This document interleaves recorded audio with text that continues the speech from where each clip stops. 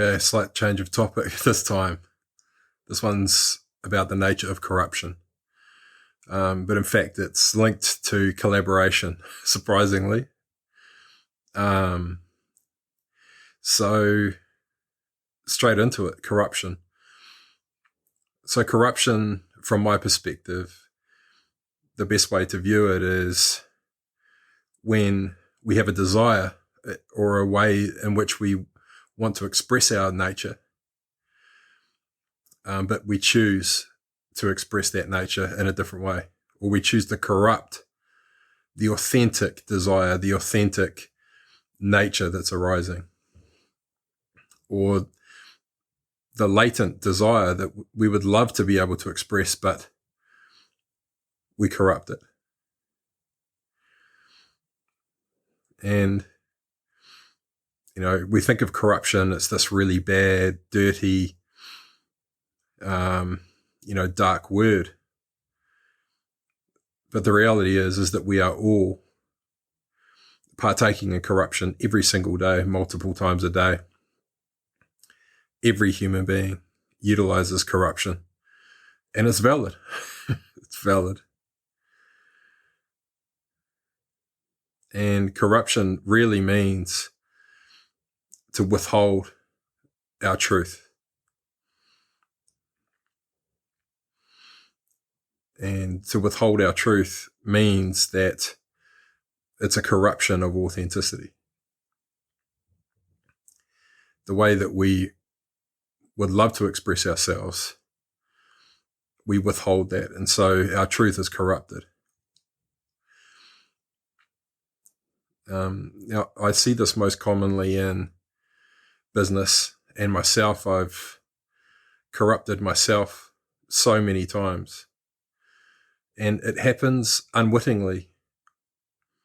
You do it inadvertently. It just happens. You're not intending to be corrupt, but corruption just takes place. And so for me, the most common form of corruption is of my own vision. Now, I have a huge vision that, lots of people have told me wasn't possible. It's one of those big, hairy, audacious visions, and you seem like a nutcase because you spend most of your life pursuing it, and people are wondering why it's not ready yet, and no one really understands it, and so you don't talk about it. And it's challenging. It's been challenging the whole way through. It's been the toughest thing I've ever done in my life. It's challenged me in ways that I never expected, in ways that I wish weren't necessary. But the reality is that it's tough. And one of the toughest things is to be able to express that vision like it's a piece of art. Then that's the perspective of a visionary, and that's why it's so challenging to have to make that work in a commercial environment. A painter, if they're painting a paint, they don't have any limitations. Whatever they see in their vision, they can make that a reality. There's no impediment.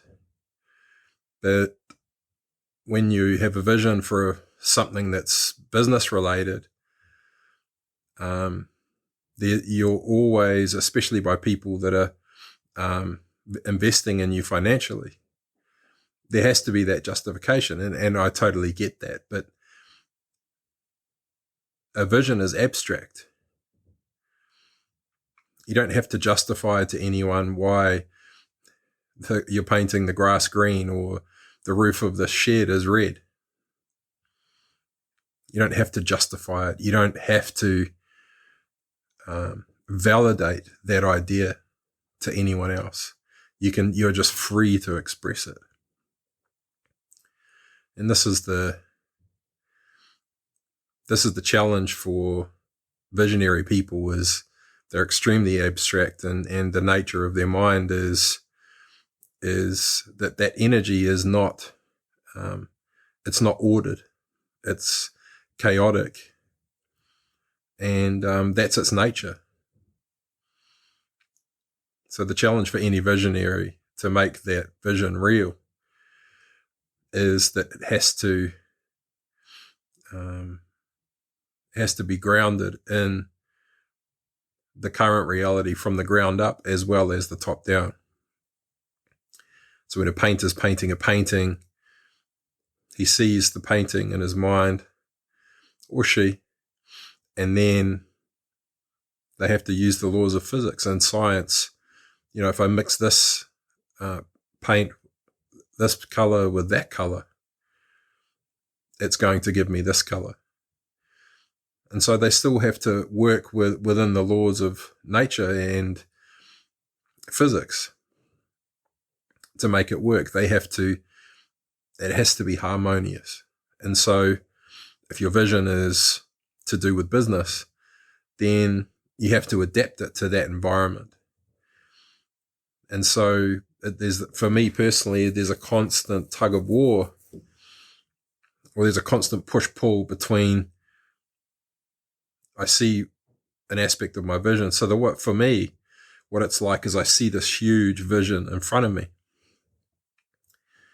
And in fact, the business is just a small component of a much bigger vision that I see for the nature of a society we can live in that operates in a collaborative way, and that actually mimics nature. And so first thing I have to do is zoom into the business and look at it and then interpret it. And so in the same way that, someone can look at a painting and, if there's two people standing there looking at that painting, they'll both interpret it in slightly different ways, or maybe, vastly different ways. And so zooming in and seeing the vision is one thing, but interpreting it is a whole different story. So you can hold a vision, but not truly understand it. And so with me, especially because I'm so busy doing things in the business all the time, my greatest challenge is to give myself the time and the space to just be present with the vision and look at it in my mind. Look at it, observe it, give it my presence, understand it, internally ask myself questions about it. Oh, what does this mean here? And, what if this was over here instead? And, you're making little micro decisions all the time, and the vision is changing as you go, but you can see it there all the time. It's like a living entity. And I've come to know that not everyone sees visions in this way, but, I have a very strong feeling that people can, if they practice, do this kind of thing. And so interpreting the vision, what does this mean? And you've heard me say this a million times if you follow this podcast, meaning is all that matters. Meaning being the union of mind and spirit and soul. Meaning is all that matters. If we express ourselves from our mind only, then that mind is just seeking to control and manipulate. Because the understanding hasn't been understood. Because the meaning hasn't been interpreted. And then from the emotional aspect of us, the energetic part, it just wants to feel and experience. So when you have a union of the mind and the emotions, then the interpretation is the meaning. And so I look at the vision, and the interpretation is, what does this mean? If I build it in this way, it means that. And if it means that, then this means. So meaning, the interpretation comes through the understanding of what you are seeing. And it's a micro decision that you're making as you go through. I am deciding that this means this. And if I put this here, it means that. So in my mind, as I'm doing this, I'm imagining a molecule forming actually. If this carbon atom, bonds with this helium atom, it means that it now becomes whatever combination of chemicals that is. And it feels very similar.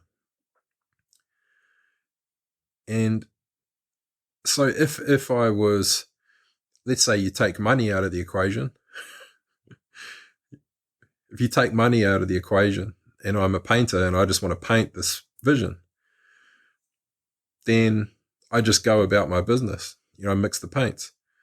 Okay, so I need this. Okay, so I need someone that can do web development. Okay, cool. So I need a business development manager. Okay, I need a general manager. I need some people to sit on my board. I need to entrust this person with that. I need to entrust that person with that.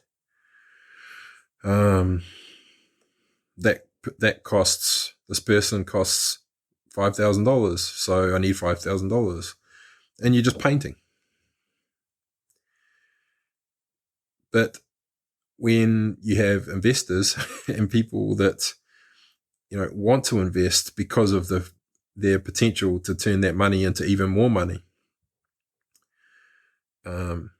or who are afraid of losing that money, which is totally valid as well, then all of a sudden they have to understand the commercial viability of that thing.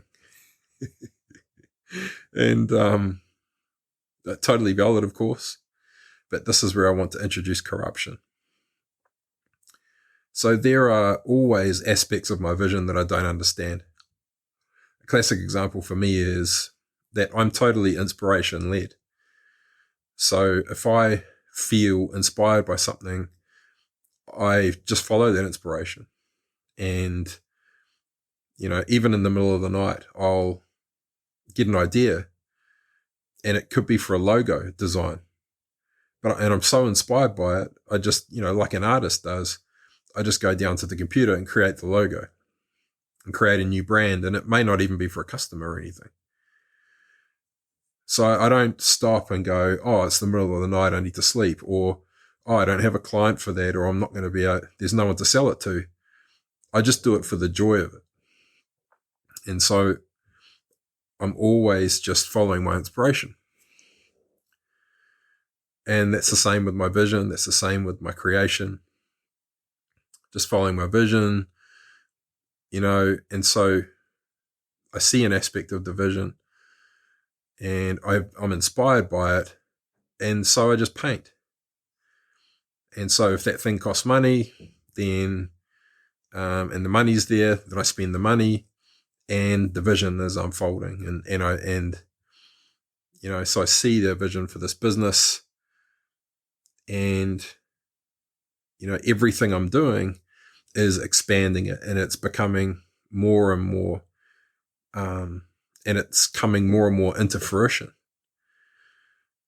Now, when there's,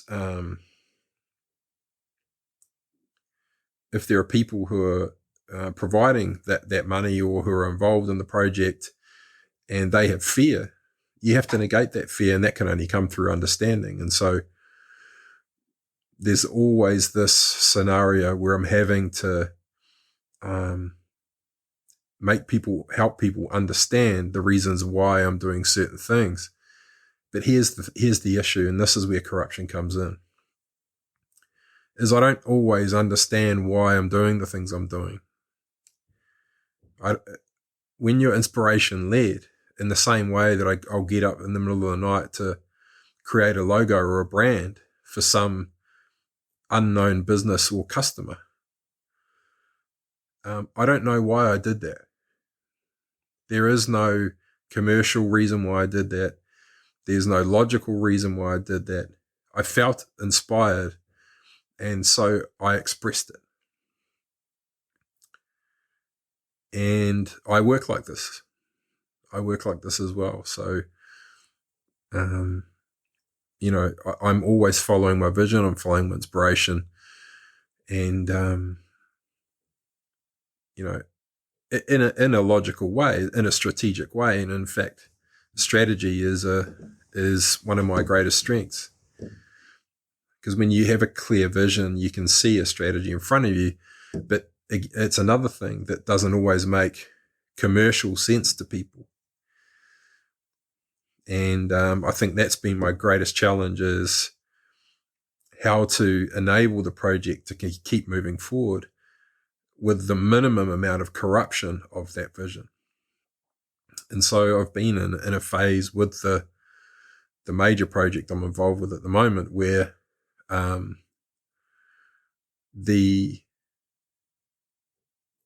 it's become more and more, there's been more and more financial pressure.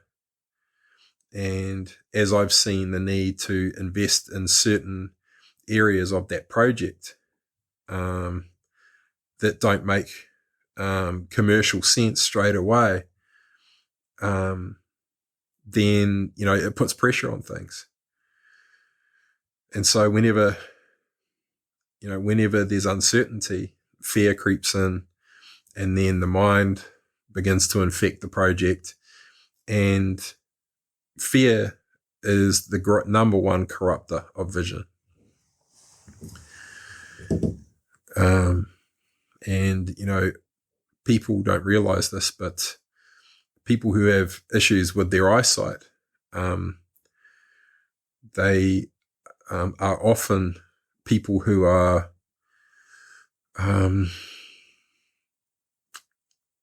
they don't allow themselves to, they corrupt their vision, basically. They have a vision for their life, but they don't trust it, or they don't back it, or they don't move towards it. They don't stay with it and look at it so that it unfolds. Because this is one of the most natural things about a human being, is that's, the greater part of us is communicating with us through our thoughts. And if we actually give our presence to a thought, it turns into a vision. But most of us are trying to avoid our thoughts all the time because we're scared of what they might tell us about ourselves. We don't trust them. We think they're from the ego, or we think that the mind is evil, but the reality is that every thought is a gift, and it holds a potential vision, and the interpretation of that vision is leading you to a moment of inspiration. Like with me, where I get that inspiration, and all I want to do is express it. So I was in a scenario with this project, and I've been overflowing with inspiration and regarding a certain aspect of this vision, and just following that inspiration and creating and seeing how I've got this massive bottleneck of ideas, and just giving myself the time and the space and the energy to nurture them. And I can, because they're a critical component of this project, but they're not making commercial sense to other people. And, it's created, as fear has crept in, this desire to control has come in, and there's been a corruption of my vision, and I'm seeing it unfold now in a way that I can't see in my vision. I don't understand how it's going, why it's going this way, and it's tough. It's tough, but nonetheless, I've allowed my vision to be corrupted in order to accommodate, all the other people that are collaborating with me, who have legitimate, genuine uncertainty that they just want to understand. But this is where I want to talk about corruption in terms of how we just do it every day. So if you are working a 9-to-5 job that you hate, you're corrupting your own vision 100%. That the The reason you're doing that job is so you can pay bills. There's something else that you want to be doing, but there's fear. There's fear that if you don't continue doing this job, are you going to be able to get another job? You probably have beliefs that it's impossible to earn a living, doing something you're actually passionate about. You may do that thing in your spare time that you're passionate about and pursue it as a hobby. And it could be some kind of skill that's could be really valuable to someone else. Nonetheless, you're doing a job to earn money. And that's the greatest corruption of all, because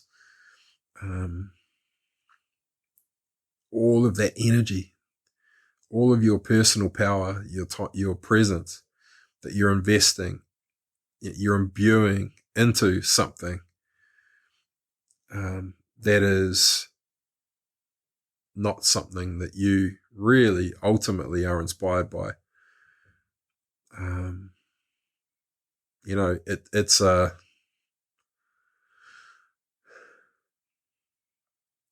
so conditioned to it. We're so used to it.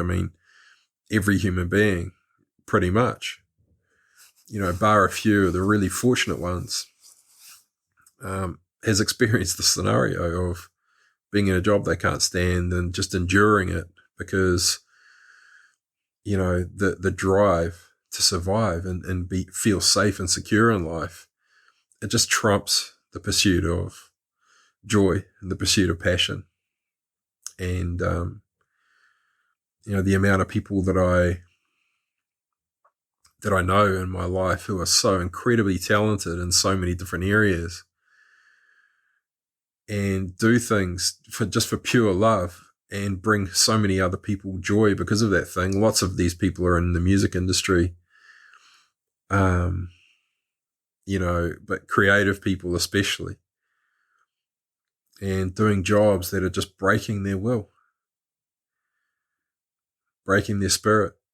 And it's devastating, and especially with COVID,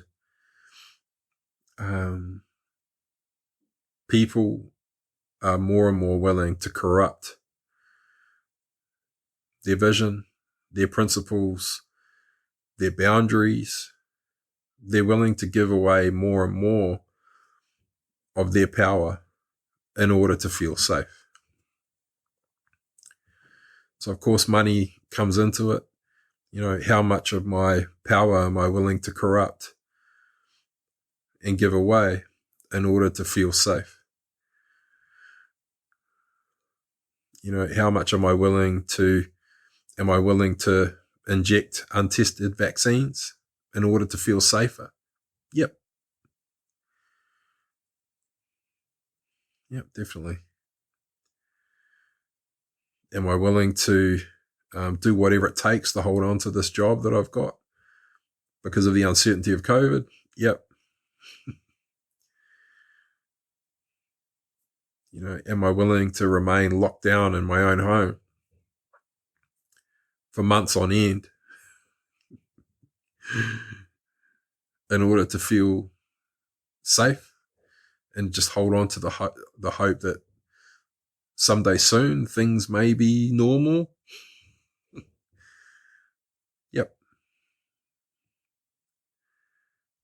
Am I willing to give away my personal freedoms? Am I willing to allow the government to enforce mandated vaccines? At some point,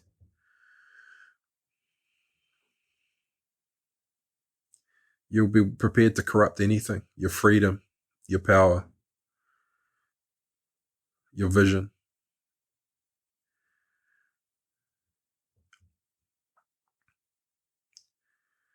Corruption is the manifestation of fear. And it's unavoidable in a scenario or a situation where survival is predominant. If there's a perceived threat, corruption is inevitable.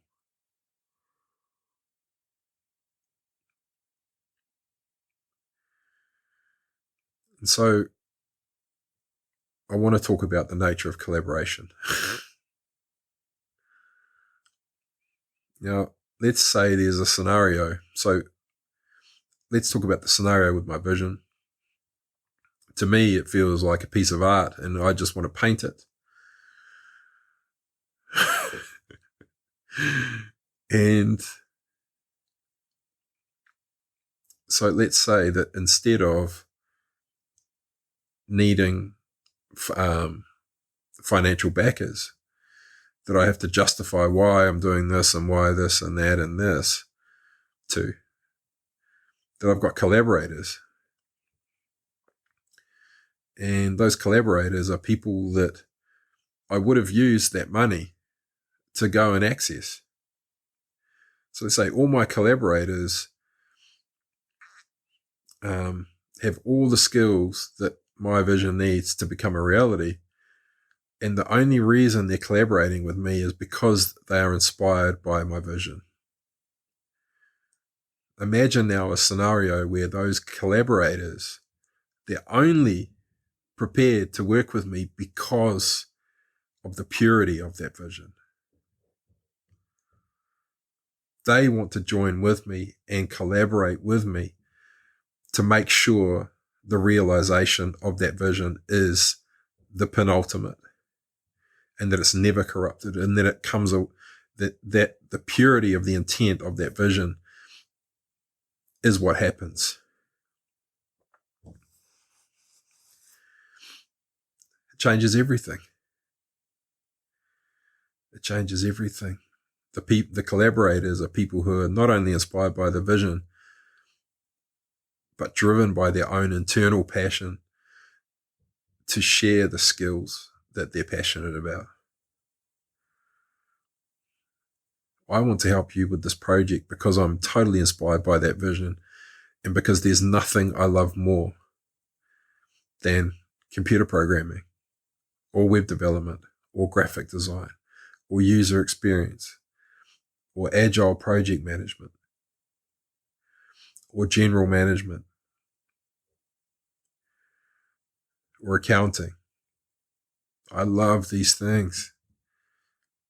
I'd love to be able to feel like I can contribute to something meaningful, doing something that I'm passionate about.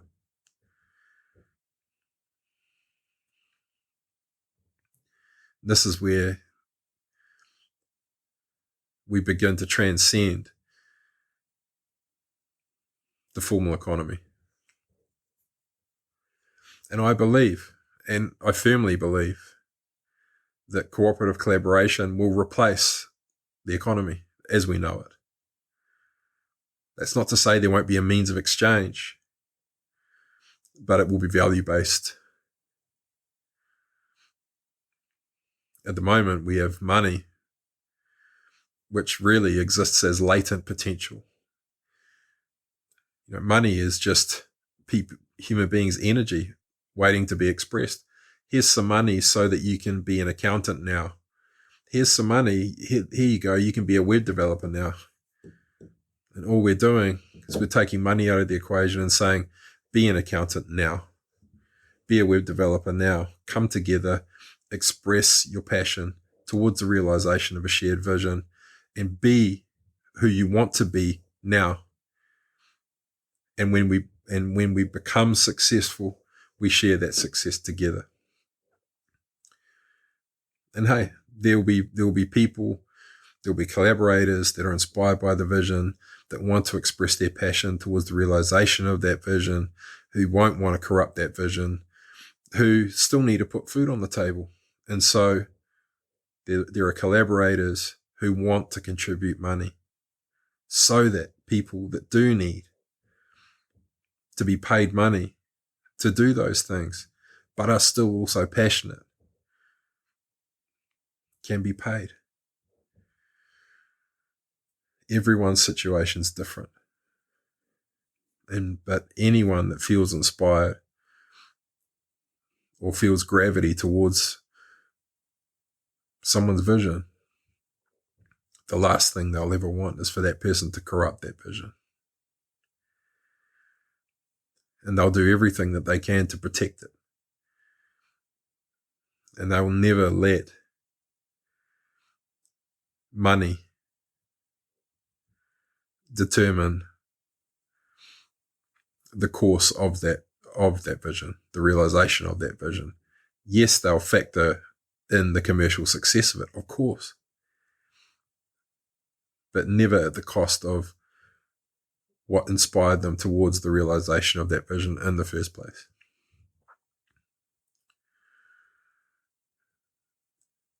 Ultimately, when you're creating a business, the fulfillment comes from meeting an unmet need. And what could feel better than collaborating with other people to meet that need and to see the satisfaction, knowing that you contributed towards that, doing something that you love. Your life will be filled with purpose. It'll be filled with meaning, be filled with joy, and you'll be pretty excited for the next project.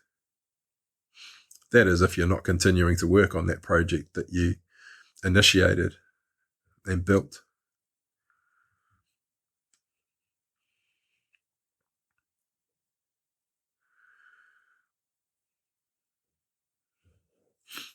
So, just to cap off corruption, it's easy to look at countries like, whenever I think of corruption, I think of India and I think of Russia. And it's very easy to look at these countries and say, oh, you're corrupt. Oh, you're so corrupt. You can pay off the police. And it's just normal for you. Well, all I can say is that the depth of corruption, it will always correlate to the how the pressure of survival. Always.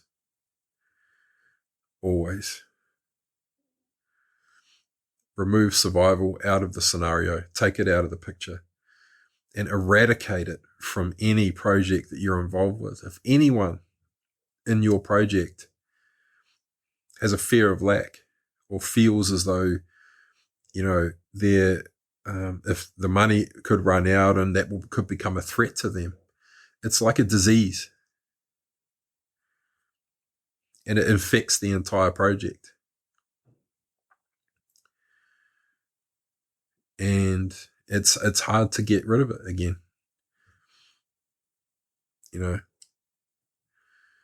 But the solution is the purity of the vision. Maintain and protect the purity, and I want to use the word innocence of the vision.